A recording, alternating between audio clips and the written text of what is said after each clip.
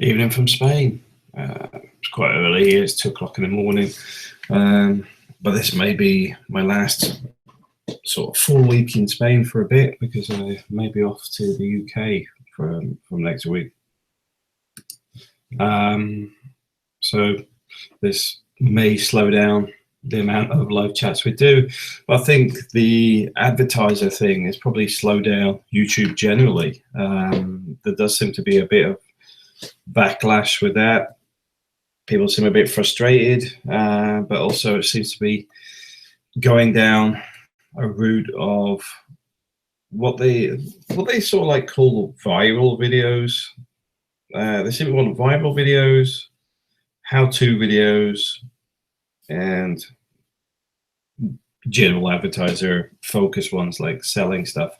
So I think this is the big question for tonight. Is it the end of vlogging on YouTube? Hi Wes, nice to see you. How's it going? Yeah, because a lot of guys are on the vlogging on YouTube for money, but I was actually doing this stuff long before there was any money in it. I was doing it before even YouTube was monetized. Going back to the old forums and blogging stuff. But I do think that it may put some people off sharing their experiences and stuff. And all I would say is a lot of the stuff relating to doing this YouTube stuff is not what you get paid from YouTube.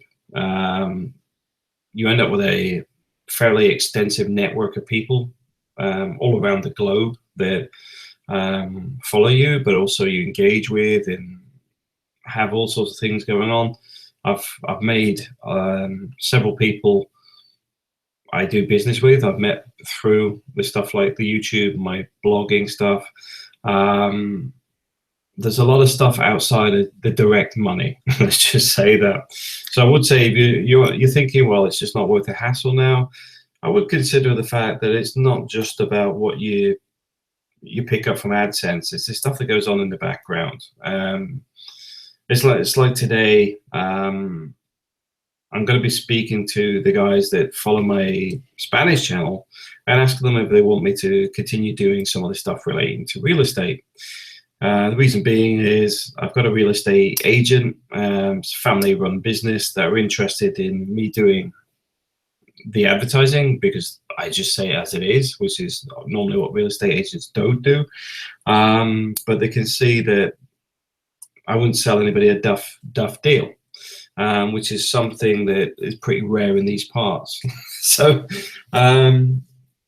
that's the type of thing I'm talking about. AdSense won't pay any money on that, but you may find that because you sold a house, instead of getting a couple of $100 in a AdSense setup, you get 5,000 euros instead in commission. So, but that's what I'm saying. I won't sell anything I don't believe in anyway. So I'm not going to sell anything that, I mean, if you follow any stuff relating to the Spanish stuff, you'll hear me mention about the new builds being so expensive compared to older builds.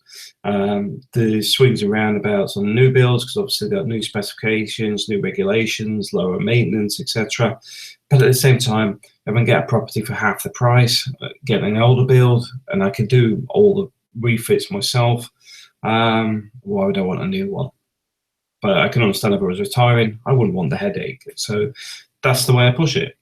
Reality, just things to consider when people go, why is that one so much more expensive? Why? Well, it's pretty obvious why. It's a smart house. It's insulating walls. It's coming with builder's guarantees, and the structural methods are different, etc. But at the same time, I think they're still too expensive. That's somebody that's a surveyor anyway, so that's just my field of work. So the main thing I want to stress here, if you think about vlogging about the Philippines, don't just see it from one point of view. See it from the much broader spectrum, that it's not just the AdSense. I've made a lot more money from other things. AdSense doesn't really pay a lot. As I say, it pays the electric and water bill in the Philippines and a little bit extra. It's not what I do it for. I do it because I like doing it. I like showing people there's another way to live. There's another way of going through life. Because a lot of people do not focus on getting where they want to be. They focus on the bills. They focus on what they have to do, need to do, etc. But if they actually geared their life towards where they want to be, you can make it happen. Where's TW? Is flipping houses in the Philippines worth it? Yes, you have to know what you're doing though. It's a bit like Spain. There was a recent thing with a woman with a property here. We offered to do videos of the property for free because we know the people renting it to help us sell it. And she says, it's okay, the real estate agent guaranteed he will sell it in 3 months. I'm like, really? I've got 3 apartments opposite me that haven't sold in 3 years. And I'm only talking 3 years in the sense I've nearly been here 3 years. So they could have been there since the crash of 2008. So getting these guarantees, I'd read the small print because there is no guarantees in life except for death. Yeah, so yes, that's a good one. Alla Winter as well. I'm going to get Alla Winter on to talk about some business stuff. I know when I mentioned his name, some people are thinking, "Oh my god!" No, because me and Alla Winter talk a bit about business because we understand things from a business perspective in the Philippines. Because Alla Winter does a fair bit with rice, and he also understands the business model I'm using to make revenue in the Philippines is a viable business model. The reason being is if you can construct a unit for £250,000, I've lost my calculator to do all these calculations for me. I can't, at 2 o'clock in the morning, I don't really do them in my head. Let's see if I can get a calculator up here. So yeah, okay. So it costs £250,000 to build a 1-bedroom unit. That's roughly how much it cost me. Now I rent those units out at 6,000 pesos a month. So if I divide that by 6,000, it says 41.666. So I'll just divide that by 12. Oh, that's just so 41 months divided by 12, which will give me the years. So in about 3.47 years, you've got your money back, and that's the reality. No joke. The cheaper units are where to go. You've got to understand people. Because I see the same in Spain. People, yeah, yeah, you're right. Alla does have a lot to talk about body parts. Yeah, that's. But this is why we talk about business. I don't really go into those conversations. But the point being is, within maximum 5 years, you will get that return on the $250,000. But the other thing on this is that you've got that return, but you still own the unit. So you're still going to continue to make money off that unit. And this is what me and Alla Winter are going to talk about when we have a bit of a chat. Because that's where, if you're an expat, there's a growth in there. There's a growth for business because it's taking it above a tin roof, basic walls, and turn it into actually something that is pretty. You just do the bits that people seem to skimp on in the Philippines, just make it look nice. And they're very easy to rent out because people want something better. You know, that's the thing. People want something better. So there is a market for it. But it's much easier to get 6,000 pesos a month out of a couple or a small family than it is to try and get 20,000 out of somebody in a condo that has been overvalued by marketeers, well, real estate developers, whoever you want to blame for it. They often overvalue places based on the fact that they guarantee we'll get you somebody to live there. And then they go, once you bought it, oh, well, we didn't really guarantee that. We said we would try and find somebody for you. And that's what it gets back to that, like I was saying with that woman with a guaranteed sale within 3 months. And it's like, really? Come on. The only person that looks out for you normally is yourself. So that's the way I look at these things. If you look after yourself, you're already halfway there. But I do know, and this is why, you know, I bring this up, the fact I make money in the Philippines even when I'm not there, because apartments just churn money. They don't need much maintenance. They don't need much looking after. You just need somebody to make sure the money's paid and the apartments are kept clean, tidy, etc. And they just bring in money all the time. Now, there was a development that's up near Consolation, which is like north of Cebu. It's about an hour's drive from my place. What they have is it's owned by a Chinese couple. They got, like, if you imagine a large rectangle. Now, at the top of the rectangle, there's a big gate and there's a guard that sits there. There's a guard with a little plastic chair. He sits there and opens the gate.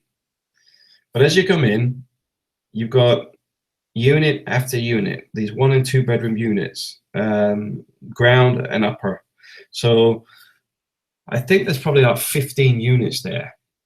Now, there's a lot of expats living in there, and I'll just give you the maths on this, because these guys are paying a minimum of 10,000 a month. So there's 15 units there, and they're costing 10,000 pesos a month. I actually think they're paying 15,000, I remember right, which includes the shared internet. That's one internet connection between 15 units, which is fine unless you've got the vloggers in there.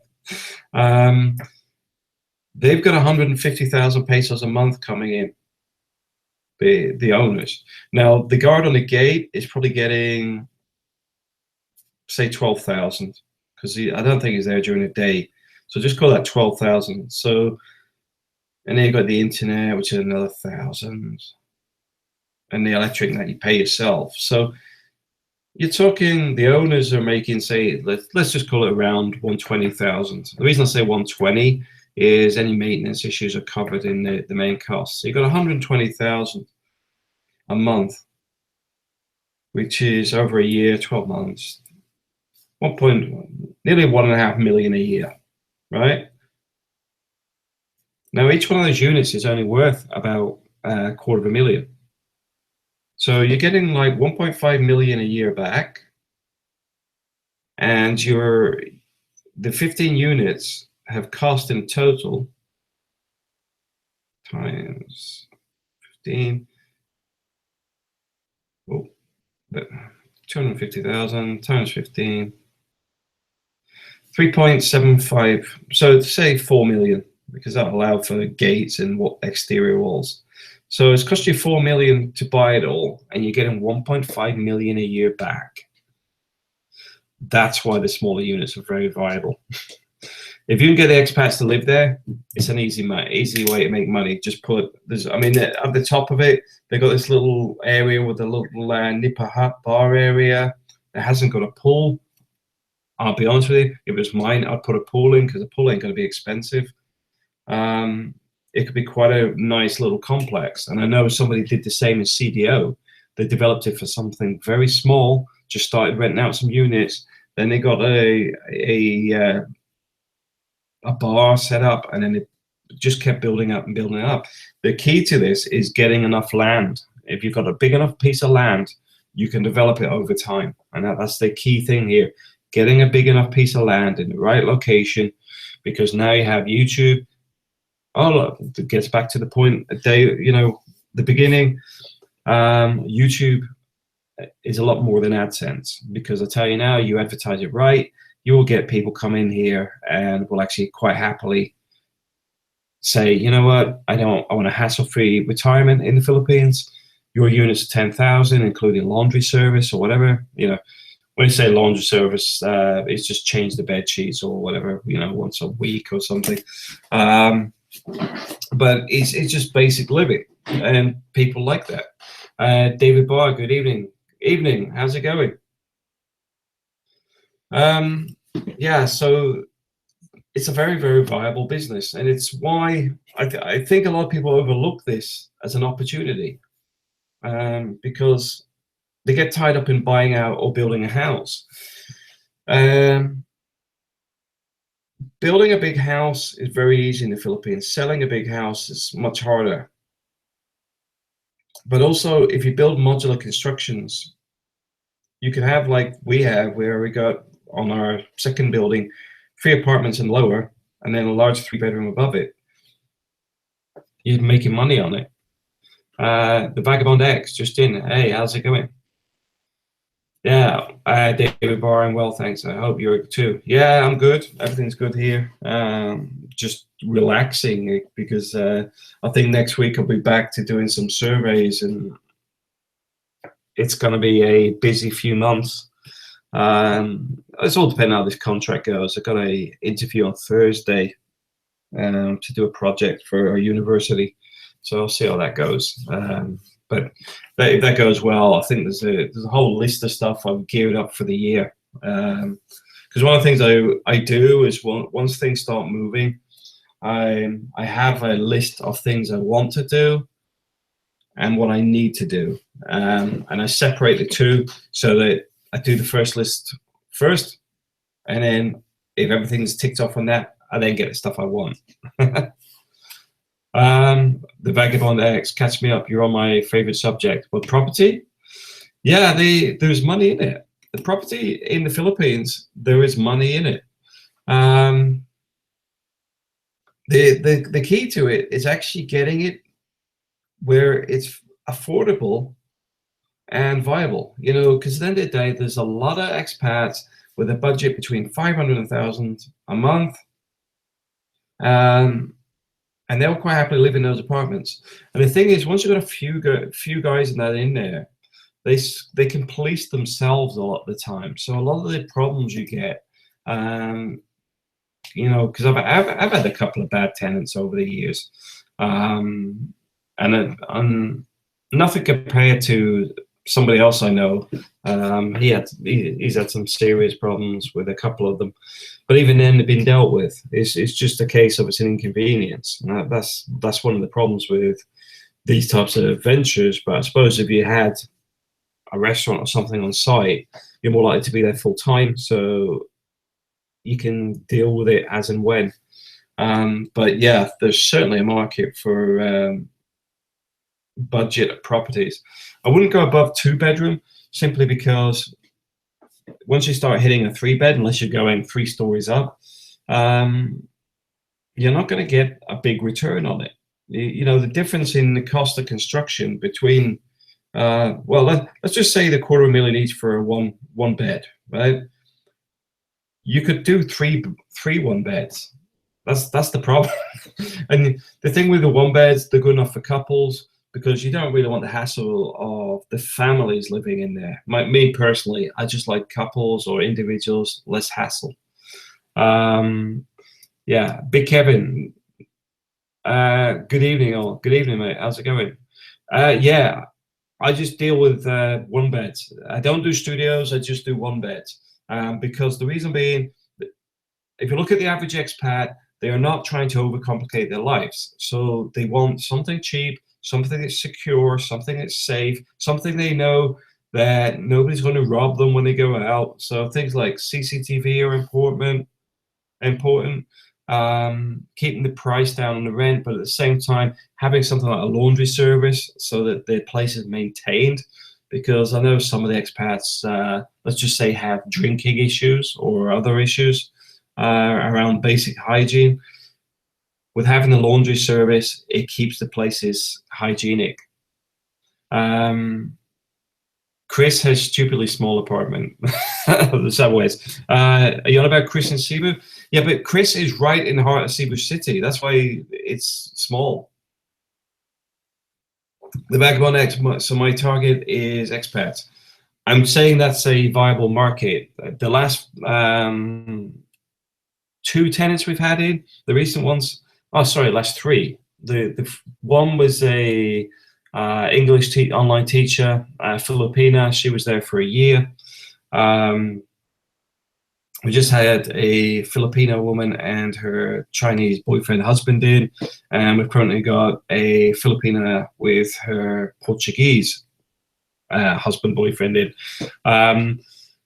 It's for me, it all depends on the type of person. I'm very fussy on who I rent to, because I don't want any headaches. Because it's a, I don't want, I'm not there, so my mother-in-law has to deal with these people, and I just want them to make life easier for everybody.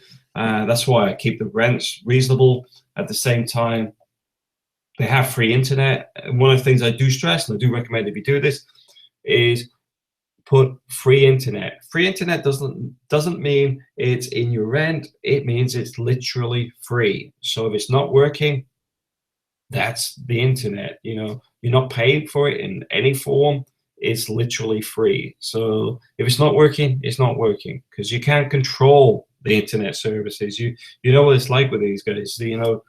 Sometimes it's working fine for months, and then it could go off for 2 months while they faff around because they've done something at the exchange. But rather than say we broke the exchange or something, they will tell you, we're going to put you on test, sir.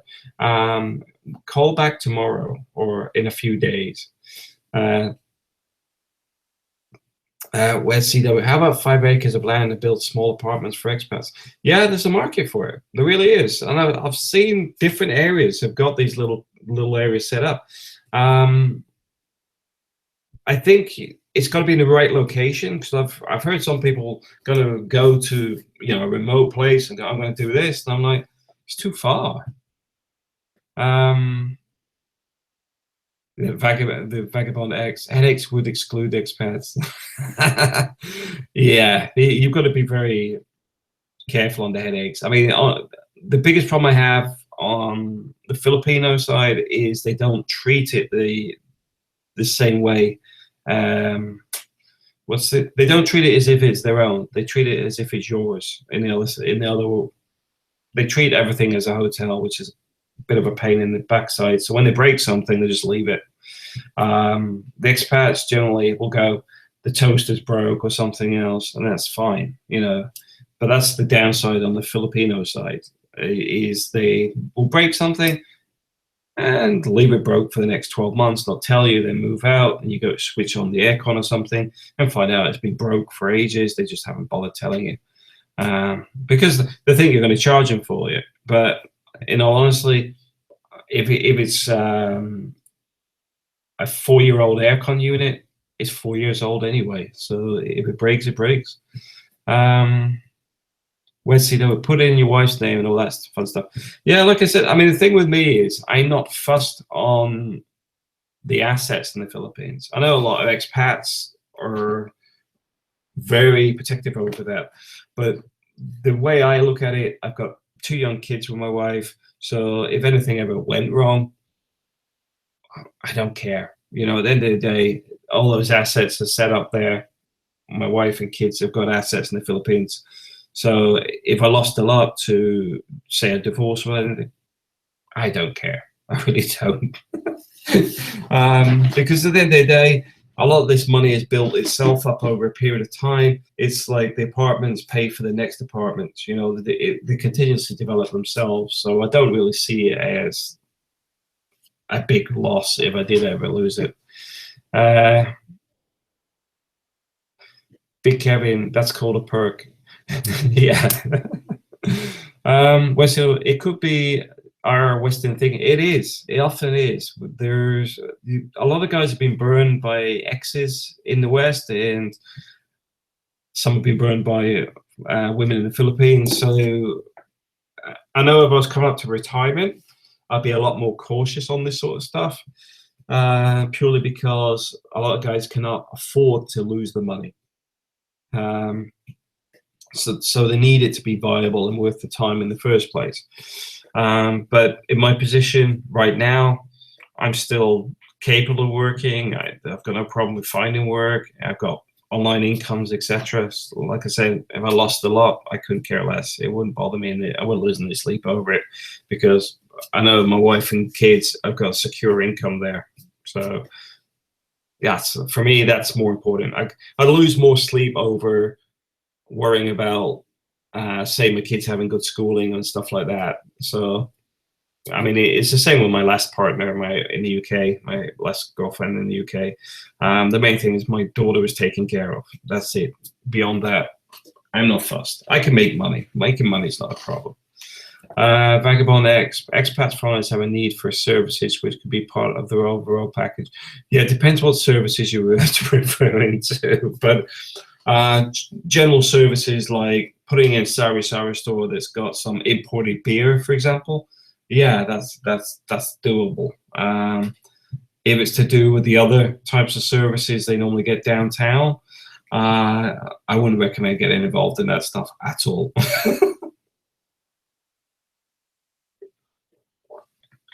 Wesley, did you make any money off the affiliate marketing for that camera for the cell phone?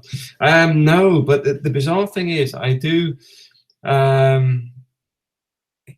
make some bits of money, and you're not 100% sure where they click through, because the thing with Amazon, a lot of people may not be aware of this, is, and I do recommend this, if there's people that you follow and like, on say YouTube or whatever, if you click through their links, like say like you're saying that one with the camera, right? If you click through that and then bought like say you're buying something completely different, but you knew you're going to get it from Amazon anyway. Like say you clicked on that link for the camera, then went and bought a sleeping bag. I would still get commission for the next 24 hours off the sleeping bag. And that's one of the things with Amazon. If you click through, it doesn't matter what you buy, within the next 24 hours, you will get a commission off that. And that's, for anybody who's thinking about doing the affiliate marketing, that's a good thing about Amazon. That you can click through and it doesn't matter what you buy. The fact is they've gone through. They've gone through your link. And I do recommend that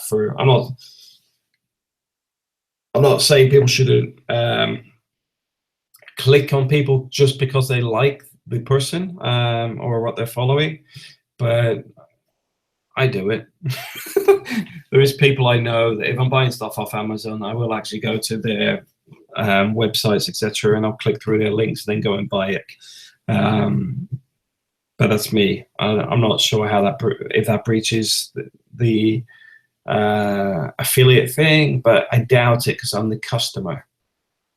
So it's not as if I'm the person telling people to do it, but that's what I do. I'll actually click through and go and buy stuff, and they'll get like 50 cents or whatever.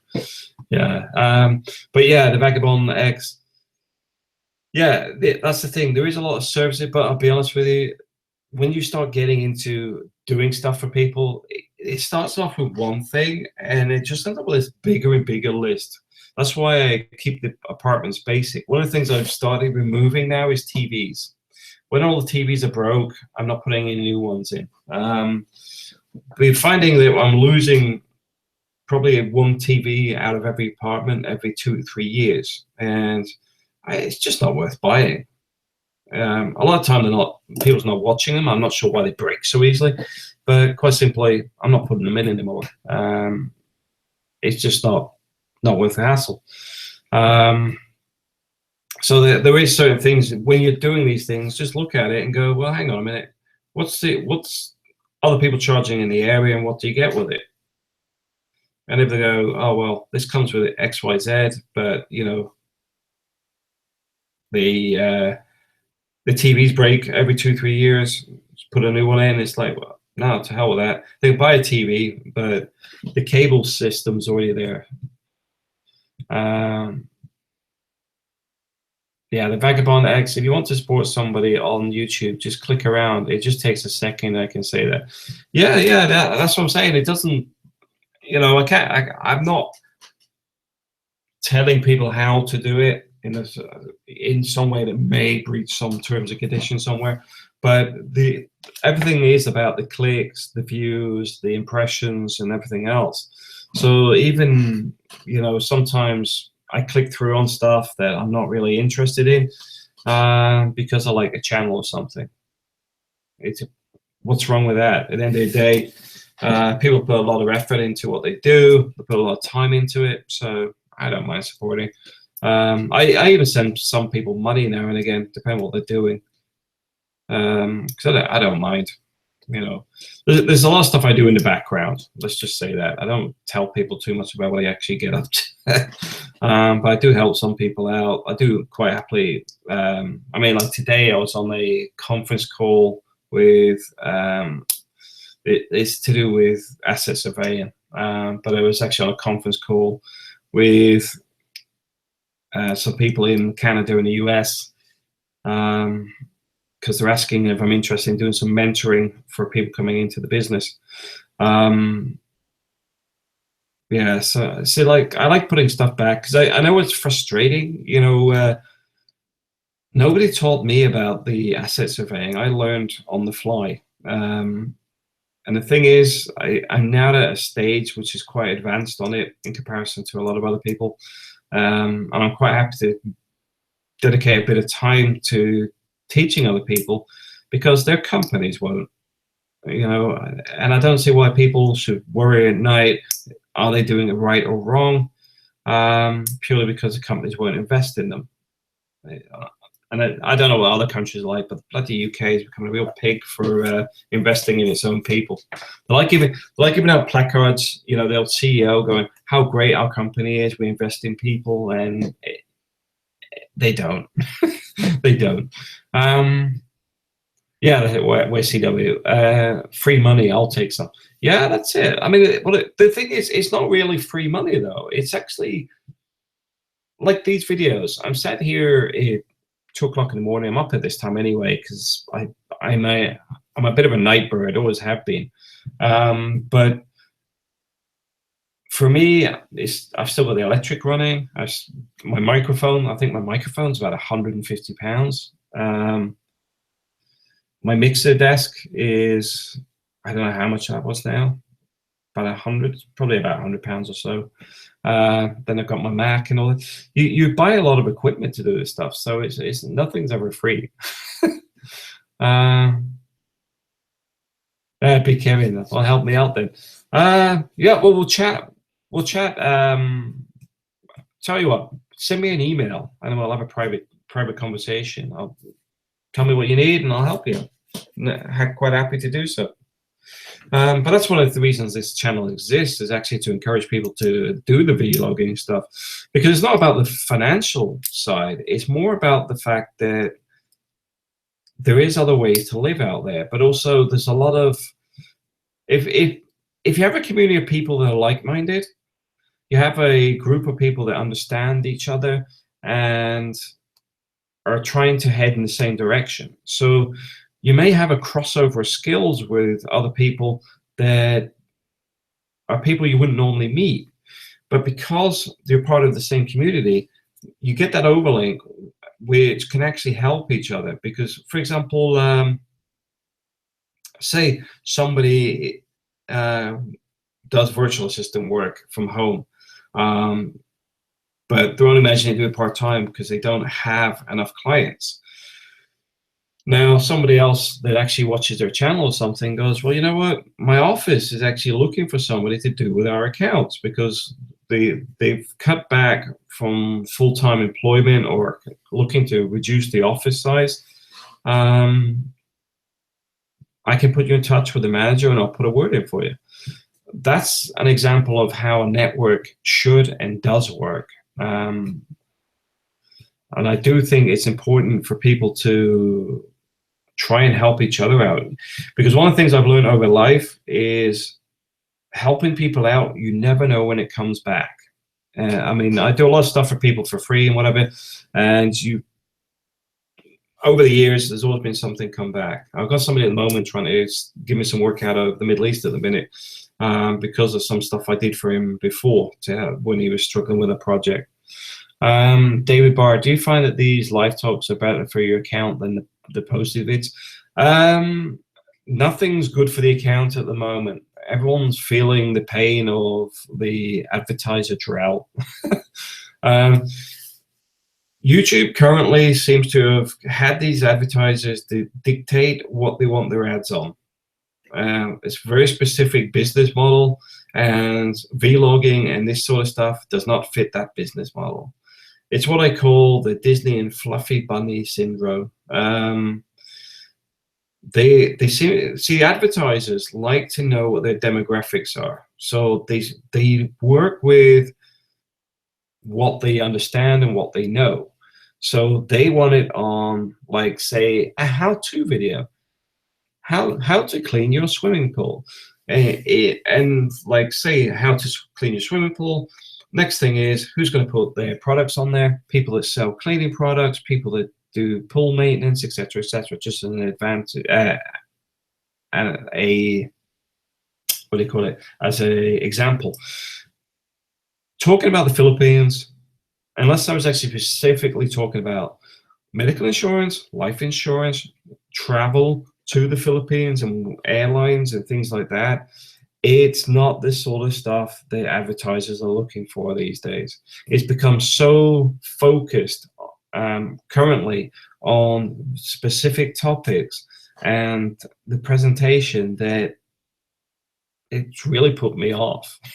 I'm not going to change the way I do my channel, because at the end of the day, I'm not here to sell washing powder or whatever. I'm here to discuss life in the Philippines and Spain, etc.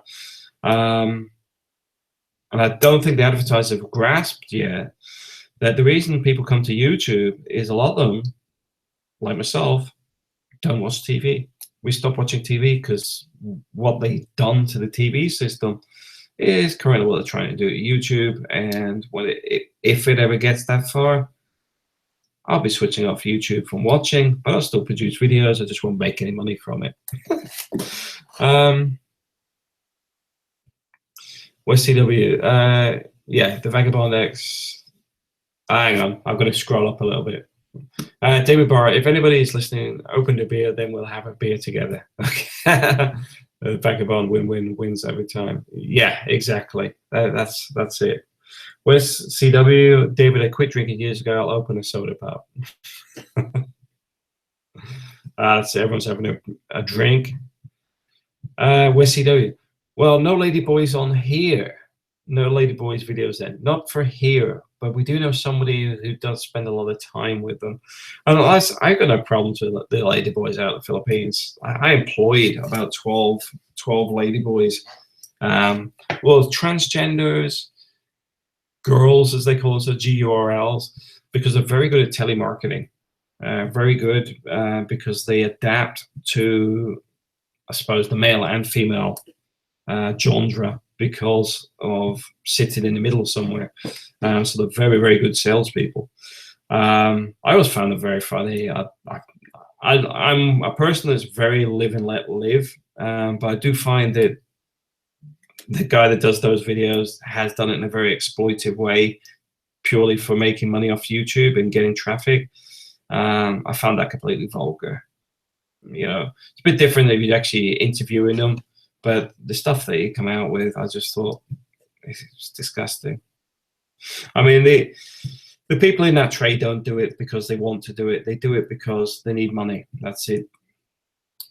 And I'll leave it at that. Yeah, the Vagabond X, I don't own a TV. I own a TV because I've got kids. Personally, I've got no problem with leaving the TV switched off. But yeah, it's gone downhill. I mean, in the UK, they used to only have, like, I think 3 channels years ago, and the quality was way better then. But now it's like watered down, and then it's become so focused on nonsense. I mean, especially you see a lot of stage shows that are pretending to be reality shows. I don't even understand what that's about. I can't understand why anybody would even stage a reality show. I mean, my God. Yeah, well, CW. I worked in manufacturing, no telemarketing skills for me. I'm not a salesperson. I don't do sales. I don't do telemarketing. I know where my strengths are. Mine's in technology. Mine's in dealing with large companies and understanding the corporate speak and dealing with managing other people. It's not on selling. I'm not a salesperson. Never have been. I can't sell stuff I don't believe in, that's for sure. Which makes it very hard for me because I just say it as it is, and that doesn't really work in sales. David Barr, I found the most part moved away from the plan to do a YouTube from Philippines as extra income. I hope that it becomes viable again. I think it may do. I think the majority of channels are down about 50%. Amazon sort of jumped in with its new affiliate program, which is more of a partner program for special types of channels that are very focused on specific things, you know, like for example makeup or electronics or stuff that Amazon sell. That's the thing, they're very specific on what they want. But I mean, at the end of the day, even with that, they're like, well, we'll review your channel once. If it doesn't fit our niche, we're not interested and we'll never review it again. I'm just thinking, well, that's a bit of a naff way of working a business, because a channel may not be good now, but give it 2-3 months or a year, they may hit on something that changes that completely. It does seem a bit selfish from Amazon, but I assume they're thinking from the point of view of reviewing X amount of channels. But they could simply just approach creators and not offer it broad, rather than turn around and say, well, you can apply, and if you get rejected, we'll never speak to you again. It's just like, whatever. But David Barr, I think the most part moved away from the plan to do a YouTube from the Philippines as extra income. I do think it will become viable again in the future. If it's not YouTube, it will be somebody else. There is a market for vlogging. There is a market that is much broader than direct sales. This is the problem. The marketing and advertising companies do not really understand their audience anymore. This is why TV's tanked. This is why they struggle to understand how to deal with YouTube. And this whole thing, oh, our adverts appeared on things that we weren't really happy with. There was no reason for them to appear there. There's actually technology within the setup of YouTube to prevent that happening anyway. They just haven't been doing it. Quite simply, the advertisers haven't been doing their job, or the people that were doing it, to make sure it didn't appear in the wrong stuff. Because you can make it, I mean, I'm not being funny, you can set the videos to be child friendly, right? So if it's child friendly, it ain't going to be showing stuff that shouldn't be seen by anybody over 12, say. Job done. And that's it, job done, you know, because if anybody's doing that stuff, you should ban their channel. But it's also not hard for YouTube to actually rein a lot of this stuff in if they want to do. If finding stuff too extreme, you rein it in. You just tell them. You just turn around and grade the channels based on the quality of what they're producing. But the point is, I don't think it has to be advertiser friendly. Because the way I look at it is, advertisers are wanting one thing, which is a customer. So if I'm watching a video on World War II or a rerun of Charlie Chaplin or whatever, but they know I'm looking for a new car, should I be only focusing my advertising, if I was the advertising company, on car videos? Well, pretty much the answer is no, because the cookies tell Google, which is obviously on YouTube, that Matt's looking for a car. When I'm on YouTube, doesn't matter what video I'm watching, that's when it should be showing the cars. And I think this is where the advertisers don't really understand it well enough to turn around and go, you know what? Just make sure it's not adult content or whatever demographic they're not happy with, and job done. Rather than trying to go, oh, we're going to make it like TV, you know, that thing nobody watches anymore.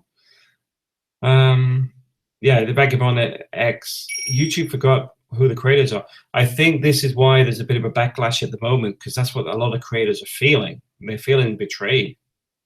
But I think half the battle is YouTube and Google are famous for not talking enough and informing people what's going on. And that's part of the problem. They're not very good at communicating, which is quite bizarre considering the industry they're in. West CW, I'd rather get full seasons of TV shows on Blu-ray instead of watching on TV. Exactly. I'm like that. I'll watch things like Game of Thrones maybe 3-4 months later than everybody else, so I can watch them all in one go. I don't want adverts. You know, that's what I'm saying. If I go on YouTube, you have to watch the adverts. But I'll tell you what, if I'm watching Game of Thrones at home or whatever, I don't want any adverts at all. I mean, I subscribe to Netflix. I actually pay to watch Netflix, and I do find their service pretty good. Because one of the things I like is it's pretty low bandwidth, so it means I can watch stuff pretty much on the go in the car even. Yeah, I do. This is what I'm saying. I do think they're sort of losing the direction of where YouTube needs to be, which is back where it was, and just leaving it alone. I mean, at the end of the day, the extreme stuff shouldn't be on YouTube anyway. And I say that in the sense that it's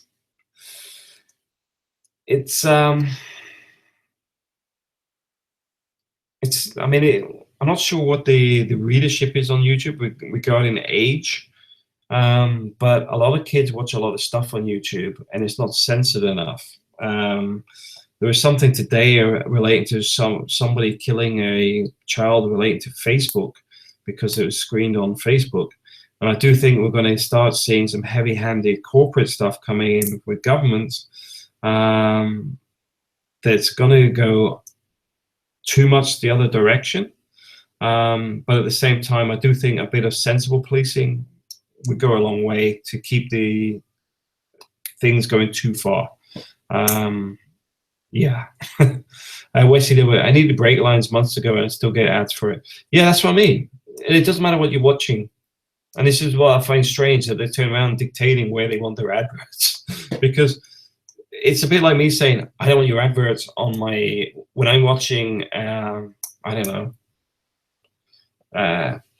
if I'm watching racing cars, I don't want advertising relating to cell phones because I was looking for a cell phone earlier. You know, if anything, it's more likely to get me to go and switch something like ad blocker on if they want to be so blasé and annoying with what these advertisers are up to. Like, you can go two ways. You can actually start blocking more of the advertising on the internet completely to say, you know what, stick that. David Barr, I pay for YouTube, so I don't see ads. I enjoy it much more this way. Yeah, that's what I'm saying. I'm not a fan of advertising, but I have no problem with people advertising stuff if it's relevant, but also I can't see why they should be dictating to me what is advertiser friendly when you change the rules. You know, when you start a job contract, they don't suddenly rewrite it 3 months later just because somebody else has changed something, because you already have your terms and conditions. But one of the problems you've got with YouTube is it's all geared towards YouTube. And that's one of the problems. It's all geared for them to go, you know that 1,000 videos you've done for the last 2 years? They're not advertiser friendly anymore because you're not selling any products, and we decide we only want videos that sell products. So it sort of slaps you in the face a bit, going, well, hang on a minute, it's been all right for 2 years. Yeah, but we change everything now. We're a business. I do like the skip ad button. Yeah, Weds. Yeah, but even though you watch some of the video though. See, I mean, the whole money thing on YouTube comes from those adverts. And that's what I'm saying. I've got no problem with there being relevant adverts and whatever. But what I'm saying is, if they turn around and dictate they want this type of video before they'll let you monetize it, I think that's a pointless exercise, because the person, like you're saying with your break lines, with you already know that you're already in breaks, so it doesn't matter what video you're watching, they're going to advertise breaks right in front of you, because that's what they do. So what difference does it make if we're talking about like this, like the live chat, or we're talking about a cookery show or whatever?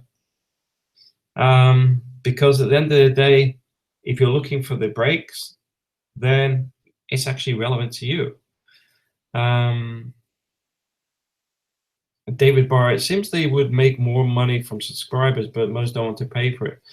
Yeah, that's the reality. I mean, I'll be honest with you, the Philippines vlogging community don't, well, I'll say the expat community in general, in the broader sense, a lot don't want to pay for anything.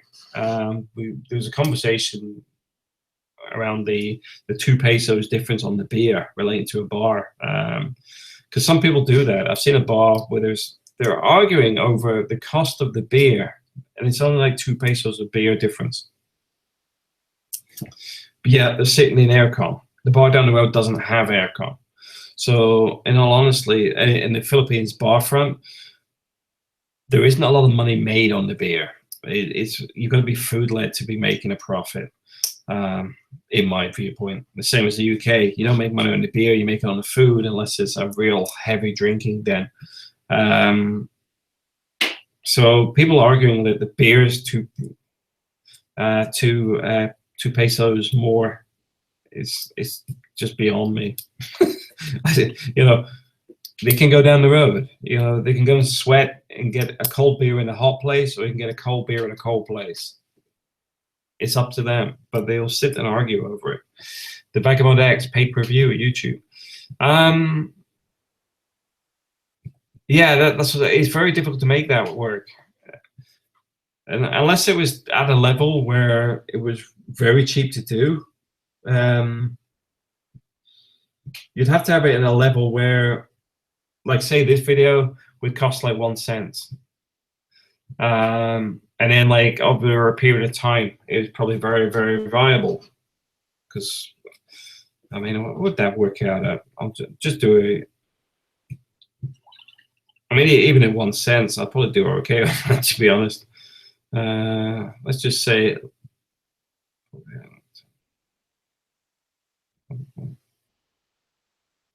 yeah, that even at 1 cent, that's a lot of money.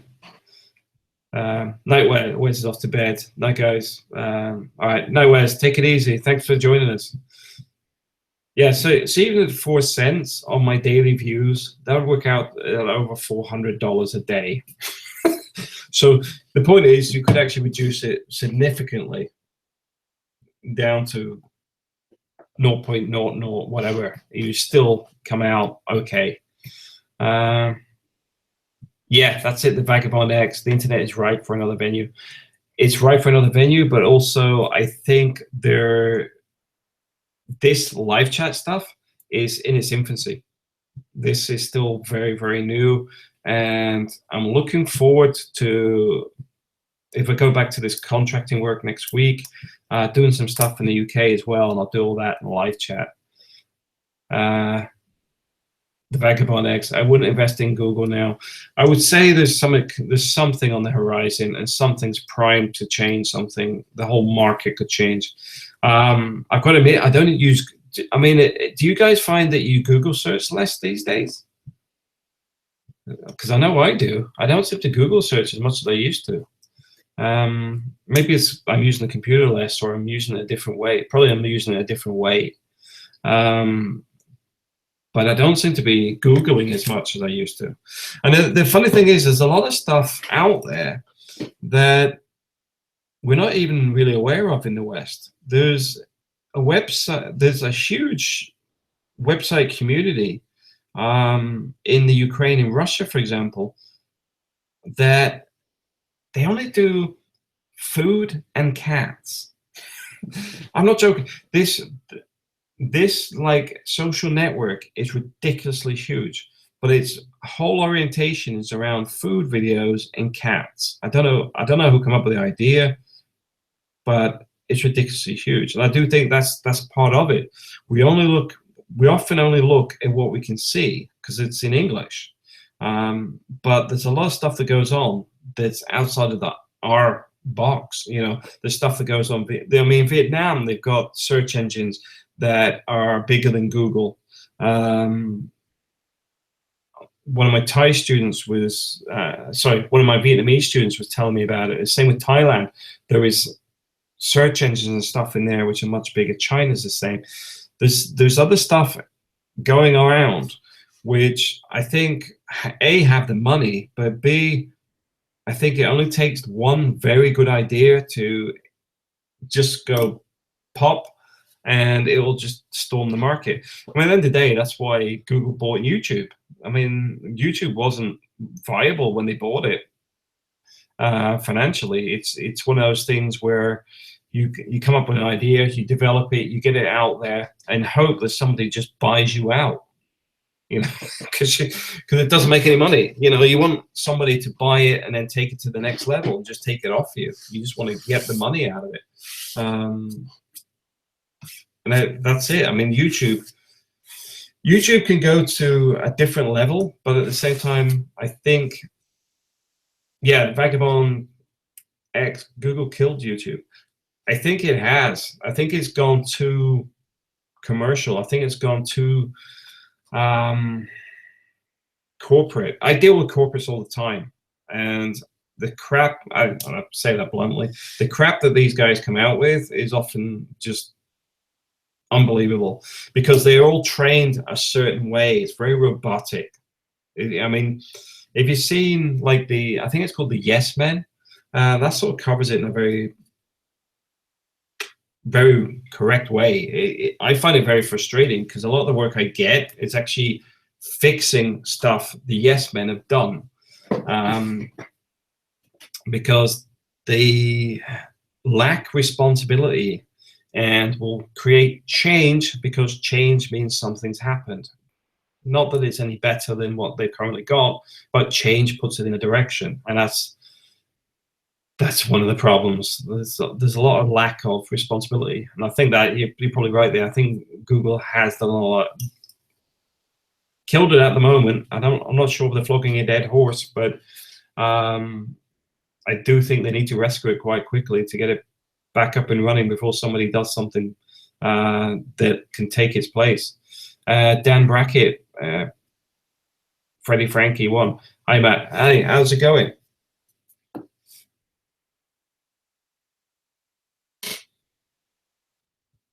Yeah, the Vagabond X. Too many people looking for something to be recognized over, depending on the corporate machine. Exactly. If you look at LinkedIn, I use LinkedIn a lot because I'm corporate side. I work corporations a lot of the time.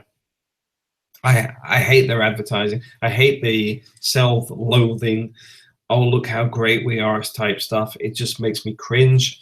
But at the same time, I deal with these people on a daily basis. And I mean, a lot of them do get it. But at the same time, when you get HR department going, oh, we have another 20 roles for engineers available thanks to our expansion. No, you haven't.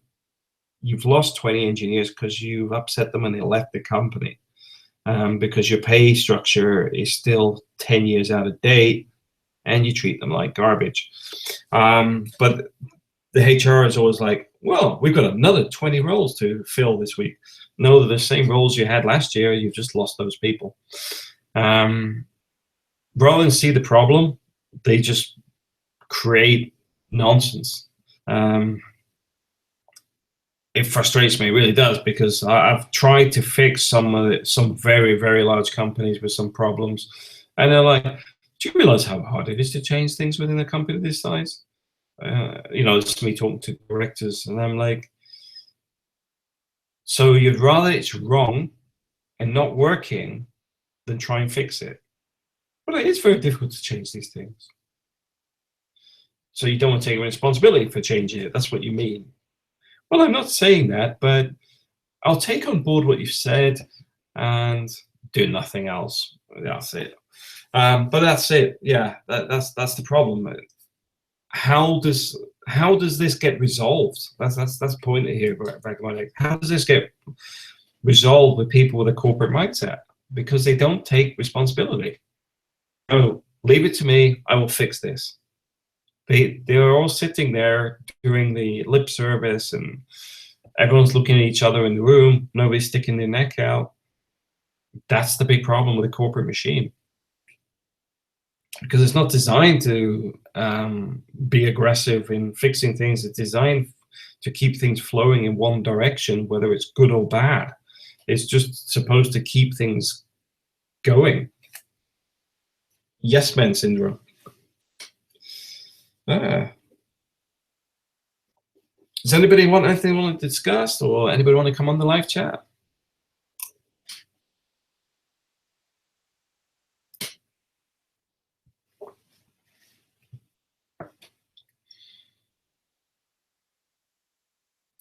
It's all a bit quiet. Yeah, I do think for the vloggers though, I think people should focus on their content. And I'm not a fan of like paying people for their videos, but you know, sometimes I'll send people money, but I'm not one for a monthly subscription. I mean, even with Netflix, we've got it on subscription. It's just I keep forgetting to cancel it a lot sometimes. I do watch it from time to time, and I do think they've actually done a lot more in the last couple of months, so I'm keeping that on. All right, and all right, Dan, I'll just find where my link is. It's gonna be hidden here somewhere. Let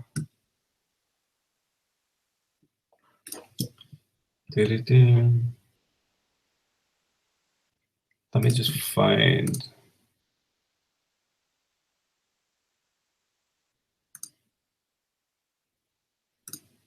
Now, I'm not sure if this link will work, so I'll give you the link, and you should be able to come into the Hangouts. See if this works.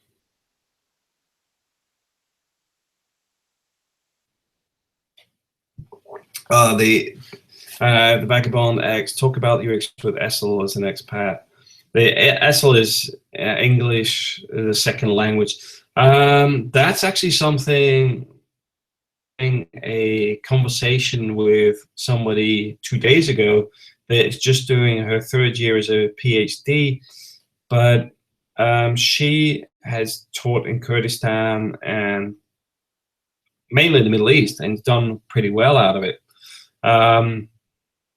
My experience is there's money in it, and right now I'm just trying to set up my contract for my day-to-day work, and once that's set up, I'm going to start expanding my teaching on the English, because I've been withholding doing it because I need to get my time frame right, because what I try and do is probably do 2 or 3 lessons a day with different students in the evening, because obviously I would get this role at the university. In the evenings, I've got 2 or 3 hours to actually help develop my ESL stuff. But one of the reasons I wanted to meet with Brian, I've mentioned Brian before. Brian's in La Mata. His daughter is doing her last year of her PhD. She's been teaching English for a long time. And one of the things I was trying to get from her is how she structures her lessons and understands how the students understand the English, etc. And we're on the same page. Because that's the hard bit I found, is when trying to sort out some of the ESL stuff, is that there seems to be no direct method or direct straight method. A lot of it is variable because of the differences in students, because you'll have problems like somebody will say, I want to learn business English. And you go, okay, what is business English to you? Well, what I mean is I have a presentation next week. Okay, so you need to do the presentations, yes. But then you're picking up problems in their language, because like with Thai, there's letters of the alphabet and stuff missing. So they struggle with some of it. And he's saying, well, you should focus on it. Yeah, but I haven't got time for that. I've got this. I said, but if you don't focus on that, when it comes to the questions and answers after the presentation, you're going to drop back into an accent that is not very clear for people listening, and you may struggle to understand. It's more important you develop your language. I think that's the thing. You've got to adapt that around that. Hey, how's it going? Oh, Dan's online. Hey, Matt. How's it going? I can hear you in the background. Tell us a bit about yourself, Dan. Yeah, so I've watched your channel for probably about 2.5 years now. Yeah, I found it by searching. I just looked at a map and typed in every country's name with expat behind it, and it went for most recent videos. And I guess one of them was your channel. Right.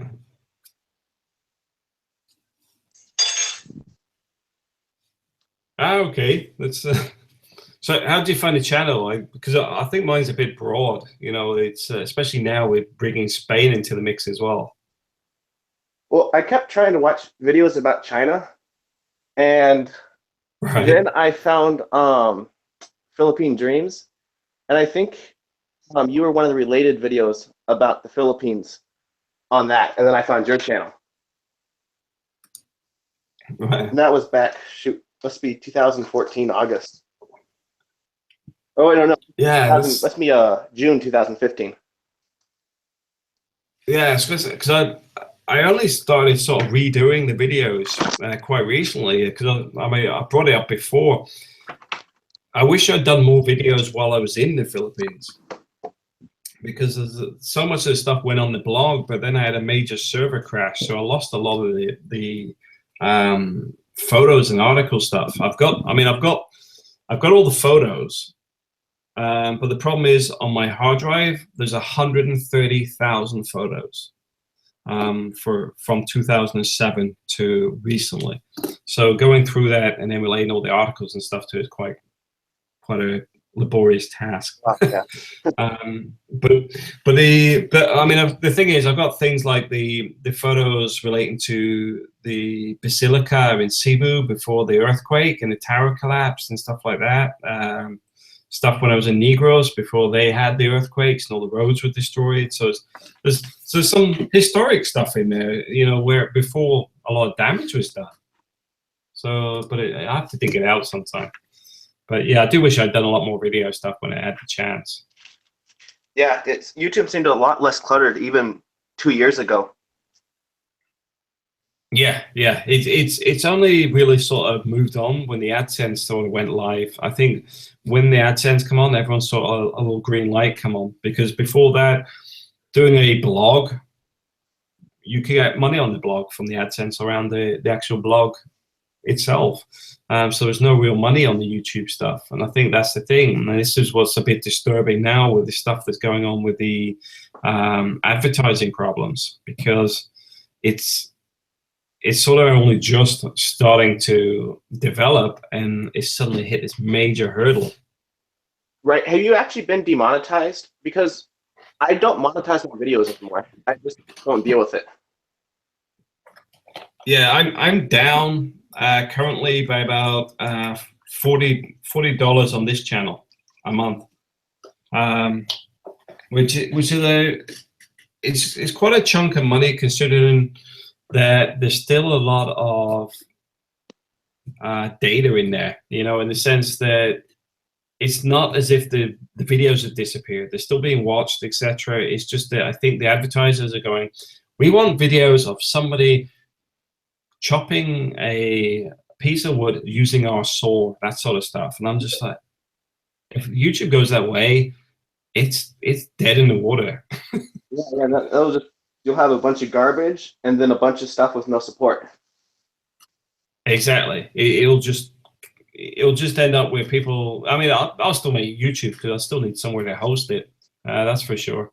Because at the moment, the good thing about YouTube is I throw it up there. It's not taking up my server space, especially where, you know, because I get quite a lot of views a day. So I'm sure my server that I use for my other stuff would be overloaded with the amount of video footage that gets watched every day. So that's the plus side on the YouTube stuff. I mean, I don't know how many videos. I think I've got nearly 2,000 videos in YouTube. Wow.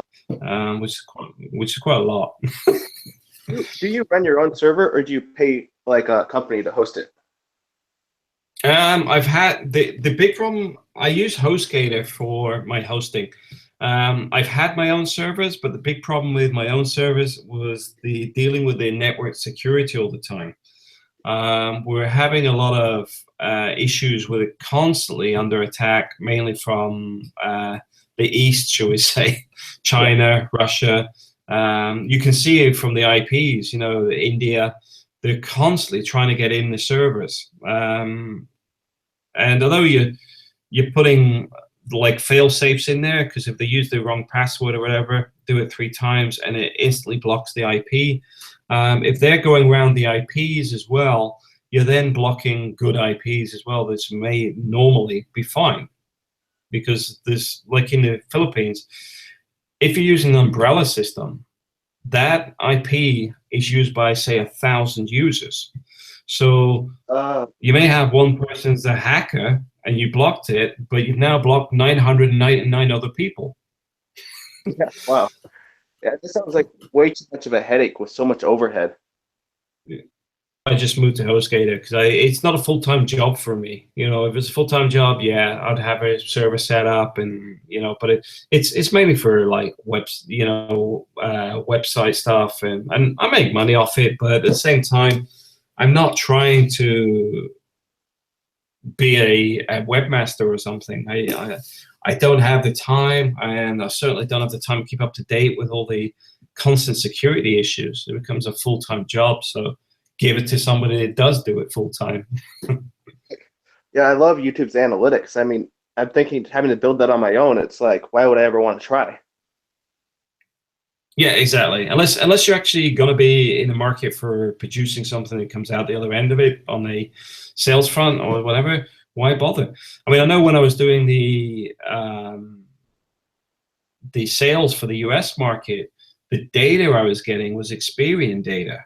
Now, like the DBs. So why would I want to be trying to start a marketing business that would never get the same quality of data as Experian provide?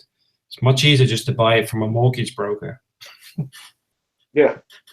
Yeah, that's it. You know, there's no point reinventing the wheel, especially if you're going to make it square when somebody's got it perfectly round and got a nice tread and everything on it. That's what I was thinking. And then when it fails, you have no support if you do it yourself. Well, that was the problem I had with the server. It crashed. It did crash. And they're going, well, we could fix it for $1,000, but we can't guarantee it will actually work and all this. And it was like, well, where's the backup? You're supposed to do, yeah, we ran a backup, but we'd actually updated the servers that weekend as well. And the servers that they had actually had the corrupted data. And it's saying that for some reason, something got corrupted on my server. They then put the backup on it, which then was already corrupt as well, because it had overwritten it, and it lost all the data. But they were going, well, it's your server, it's not ours. It's like, thanks a lot for that. Wow. There's nothing you can do. Yeah. Well, the problem is I couldn't back up myself. I just didn't have enough bandwidth. You know, it's not like, I mean, my father's internet is 80 megabytes, so his stuff is lightning fast. Even on the upload, it's fast. But like here in Spain, I've got less than a megabyte upload. Uploading a YouTube video will take a minimum of 2.5 hours. But trying to download an entire server on a regular weekly backup, it just couldn't happen. I couldn't do it. It just wouldn't work. Yeah. I'll just have a quick look at the chats because a few guys in it. David Barr, I'm considering my source of income from my move to the Philippines, but that won't be for 5 years. I would say the English teaching is certainly one to look at. The English market will continue to grow.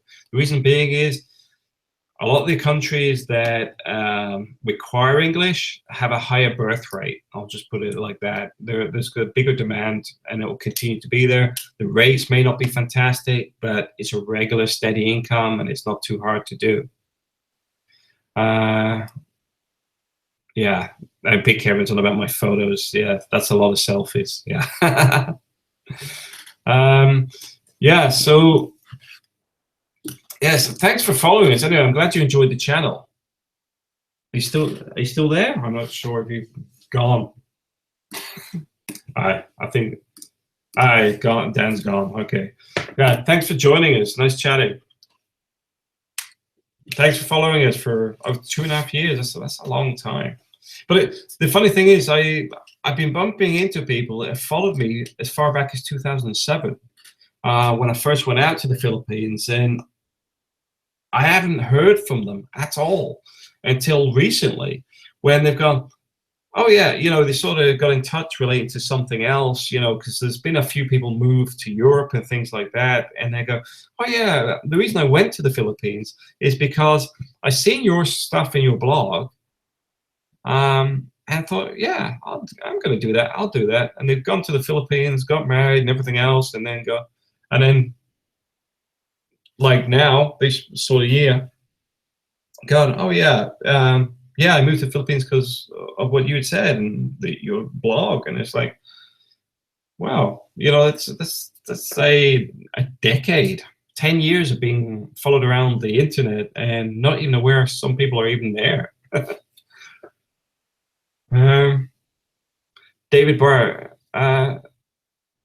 in reference to expat videos, most are considering Belize, but there's a practically no good video, very little and nothing new. Belize.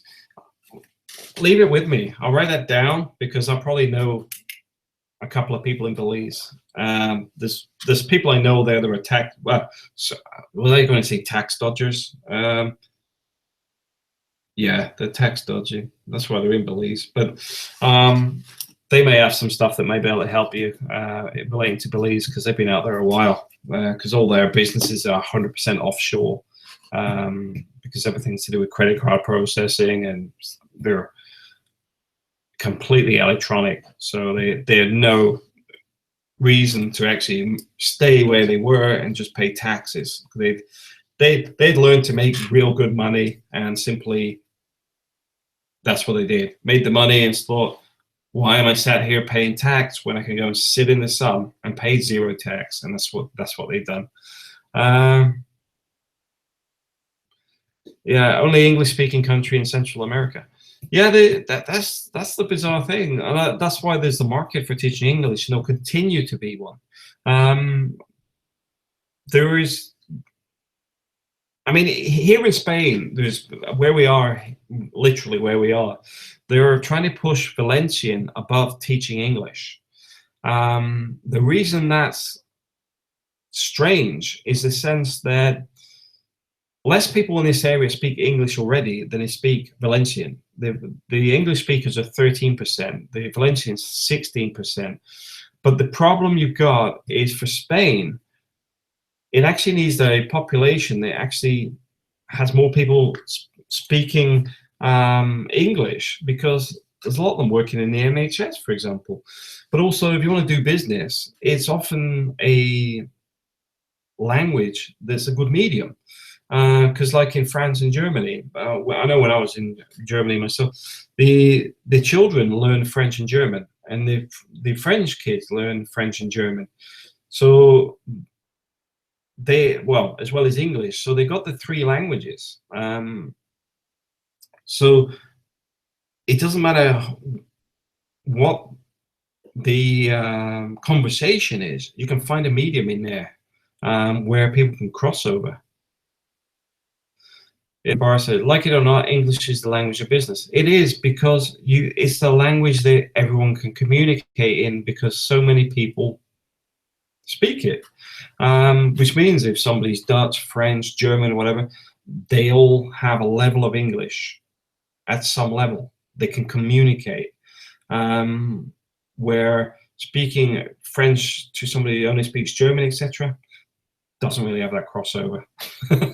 And like I say, I mean, they do. I mean, that's one thing I will say. Although my time when I was in Germany, whatever, the kids went to school on Saturday. They did 6 days at school, but they have the 3 languages, and that's the thing with my kids here. Because my kids speak Tagalog, they speak Bisaya, they speak English, they're pretty good in Spanish now. My son's fluent in Spanish. My wife will ask him things, and he'll go, "Oh no, that's this," because his language level's very, very good now. He also speaks some Russian. He speaks Valencian, I think, because there's some differences in languages, but he speaks 7 languages in total, to some level. But it's fluent in at least 4 languages, and that's not bad for a 6-year-old. And that already puts him ahead of the game when he gets older. You know, at the end of the day, even if he failed school, flunked out, he could get a job as selling real estate or working in a bar or whatever, because of having these multilingual skills there. And that's not including whatever he comes out of college with. You know, if he goes to university, he comes out with a business degree, he's already well set up for the whole of Europe, because he speaks multiple languages, and German will be next on the list, I think, for him, because I speak a fair bit of German. A bit rusty because I used to speak it in my childhood, but like Duolingo, I just go straight through it in German. The funny thing is, with the Spanish, with Duolingo, I can go about 50% through of it. If you view Duolingo, they have different lessons for each one. I get about 50% just straight through. And then the other side, on German, I can go all the way through, no problem. David Barr, have you trained a call center guy? Which guy? I've trained lots of people on call centers. I've helped people set up call centers. I've taught people how to run servers. I've taught people how to get new clients and stuff. And I have no problem with helping people that help themselves. The big problem I've had with people recently is, and I keep saying it, I do not give people clients. No, my son won't be doing a call center stuff. Yeah, I can see him being more in line with computing in some ways. Very, very switched on the computer side. He goes through stuff very meticulously. He's very, very good at it. I forgot my line. Yeah, the call center stuff. Yeah, the big problem I get is people go, "Can you give me clients?" And it's like, that's not how this works. You know, the hardest bit in the call center game is getting clients. The rest of it is straightforward. You can buy people. You can, like I've got a call center sat empty in the Philippines. I've got IT guys just up the road from me. I can get the IT guys in and get it up and running in probably a day. Getting agents in, I've got 45 agents. I could get half of them back within a week, and I get the rest of them back within a month. That's the thing. It's just the right projects. It's a bit like the YouTube thing. The YouTube thing's a prime example about advertisers, because that's the similar thing. The whole market changed, and look how it's crashed. That's what happened with the solar panels. The market just went bang, no subsidies, bang, no money, and it just wasn't worth it investing time in anymore, because we were focused on that. And although we've done like transcription, we did subtitles and all that sort of stuff, and the virtual assistant stuff's where the money is. But the problem I have is I predominantly deal with large corporations that only outsource their work to large corporations of a similar setup, like places like Wipro, which are a bit of a Mickey Mouse setup from what I've heard and experienced. At the same time, it's all about the illusion of the size of a business. This is what I'm trying to I'm still hoping I can still get some clients in to do the virtual assistant stuff, because It's all set up for it. It's geared up for it. I know we could do a better service than a lot of the other companies out there. And I do think there is still money in the call center industry in the Philippines. I do think Donald Trump's going to be playing with things very soon, though. He does seem to be gearing up to try and bring some of the jobs back on shore. We'll wait and see on that. But I mean, I think a lot of stuff it's had too much stuff outsourced. At the same time, I do think some of the companies that have outsourced their stuff haven't had that great a deal, because what you have is these multi-tier services. So say you agree to pay $15 an agent. These are just pie in the sky figures. So you agree $15 at the first tier. This guy turns around, he's got a call center in India. Now, he then knows 2 agents that opened their own call centers last year, and he offers them the work at $8. Then he's making a profit without doing a stitch. Those guys have cousins and relatives or whatever, or they outsource it to somebody else at $4. Now, the guy at the top that paid $15 wants that $15 service. The guys doing the work are only getting $4. And this is why a lot of this outsourcing stuff isn't working, because people are getting ripped off. This is why I say, you know, one of the routes I would recommend is partnering, where instead of doing work for companies, partner with them, where you turn around and say, we'll set the call center up, we'll work with you. It's our call center in the sense it's theirs and yours, because they help you with resources about the training and that sort of stuff, and you give them the service they want, you get the money you want, and everybody's happy. And I think that's a much better service all around for everybody.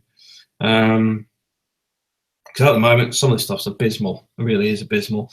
And I was saying earlier about the old yes men. They will not say this service is abysmal. What they will say is they're having teething problems. They're developing new service. They're doing new technology, blah, blah, blah. What they really mean is it's not working.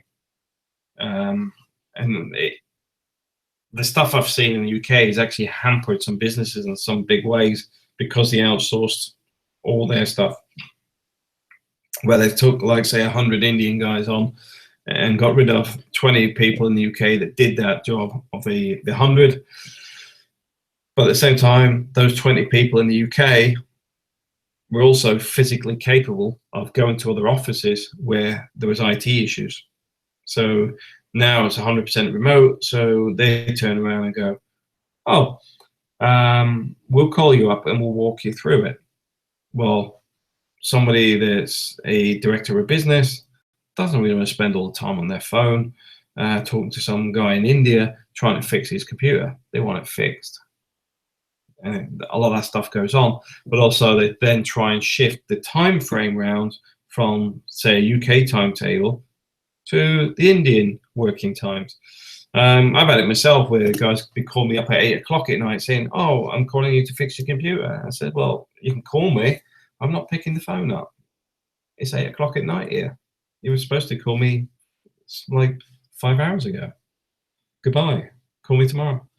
Because it's all about cost cutting. And it gets to a point where it's just not sensible. Because I know myself, I worked out the cost of per hour, you know, my rate and my charged rate to the IT issues that were created down to poor outsourcing.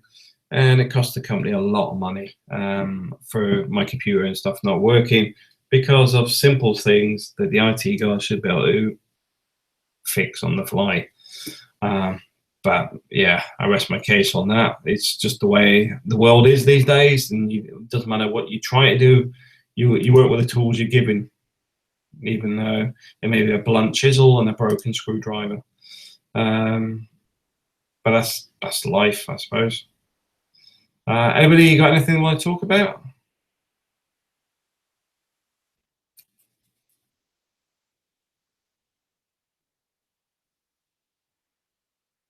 It's all going to be quiet. That's it. David Barr, I've sent my Filipina up with an eBay account, and she's doing well with it. Not so viable in the Philippines. Yeah, the Philippines, the eBay setup in there is a bit bizarre. A lot of the stuff seems to be get done through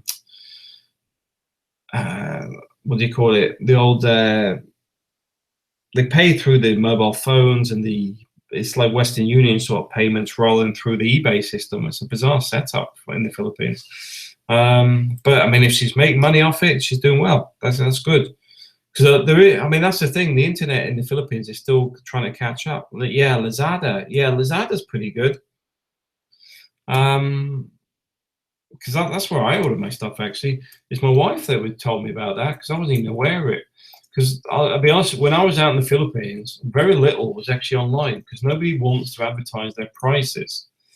So when you're trying to find out things, they're like so cagey on how much things cost and everything. When you're trying to go, I just want to know, I want to buy something. Well, I can't tell you on the phone. It's a secret, you know. Well, if our competition knows what the price is, they'll do it cheaper. Well, maybe if you actually told people the price, you'd sell more of it. But welcome to the Philippines. All right, guys, it's gone a bit quiet now, so we'll call it a night. It's been nice chatting with everybody, and at the same time tomorrow, we'll have another one. All right, everyone have a great evening, and take it easy. Enjoy your day, your afternoon, or your morning. Bye for now.